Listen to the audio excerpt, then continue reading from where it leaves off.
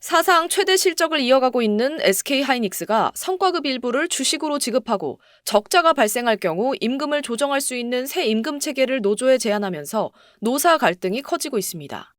SK하이닉스 노조가 공개한 4차 임금 단체 협약 본교섭 회의록에 따르면 회사 측은 성과급의 절반을 웃도는 규모를 주식으로 지급하고 일정 기간 매도를 제한하는 방안을 고수하고 있는 걸로 전해졌습니다.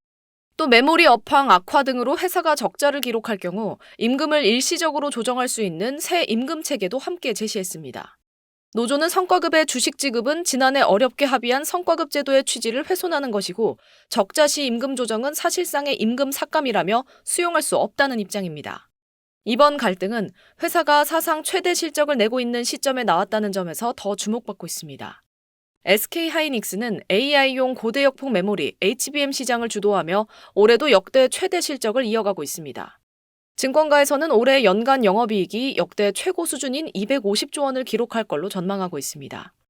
노사 양측은 지난해 교섭에서 영업이익의 10%를 성과급 재원으로 하는 PS의 지급 상한을 없애고 이를 10년간 유지하기로 합의했습니다.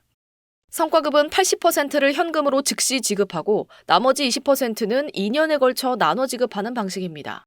이 제도가 유지될 경우 실제 지급액은 직급과 개인별 평가 등에 따라 달라지겠지만 영업이익의 10%를 전체 임직원 수로 단순 계산하면 1인당 평균 약 7억 원 수준입니다.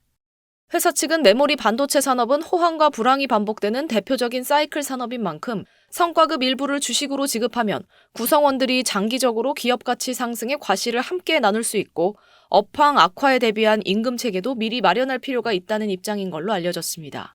실제로 SK하이닉스는 반도체 하락기였던 2023년 7조 7천억 원의 영업 손실을 기록하며 창사 이후 최대 적자를 낸 바 있습니다. 노사는 다음 주 5차 본교섭을 열고 성과급의 주식 지급 비중과 매도 제한, 적자 시 임금 조정 등 핵심 쟁점을 놓고 협상을 이어갈 예정입니다. 다만 양측의 입장차가 큰 만큼 협상 과정에서 상당한 진통이 이어질 걸로 전망됩니다. SBS 김민정입니다. 삼성전자와 SK하이닉스의 영업이익 연동 성과급을 둘러싼 노사 갈등이 결국 형사 고발로까지 번졌습니다. 소액 주주단체인 대한민국 주주운동본부는 삼성전자와 SK하이닉스 양사 대표이사 3명을 특정경제범죄 가중처벌법상 배임 혐의로 경찰청 국가수사본부에 고발했습니다. 이와 함께 노동조합과의 임금 협상 과정에서 중재에 나섰던 김영훈 고용노동부 장관에 대해서도 직권남용 혐의 등으로 고위공직자 범죄수사처에 고발장을 제출했습니다. 주주운동본부는 회사 손익에 연동된 성과급은 근로의 대가인 임금이 아니라 경영성과의 사후적 배분인 만큼 노동법상 파업 등 쟁의의 대상이 될 수 없다고 지적했습니다. 따라서 이익 배분을 결정하려면 노사 협상이 아닌 경영진의 제안과 주주총회 승인 절차를 거쳐야 한다는 입장입니다. 단체는 지난 5월 삼성전자 노사가 DS 부문의 성과급 재원으로 사업 성과의 약 12%를 배정하는 합의를 체결한 점을 문제 삼았습니다. 이 과정에서 노동당국이 쟁의 대상이 될 수 없는 성과급 요구를 맡기는커녕 오히려 파업 방지를 지렛대 삼아 회사 측의 합의를 종용했다고 주장했습니다. 또한 경영진은 법적 대응을 검토하지 않은 채 사업 성과 일부를 성과급 재원으로 배정하는 합의를 체결해 회사 재산에 손해를 끼쳤다고 덧붙였습니다.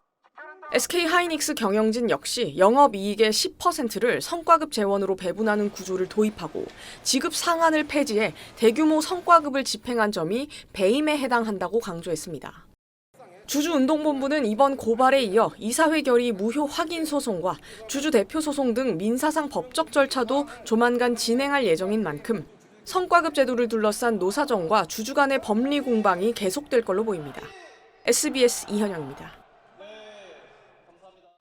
기업이 지급하는 성과급이나 보너스의 일부를 지역화폐인 지역사랑 상품권으로 지급할 수 있도록 하는 법안이 국회에 제출됐습니다.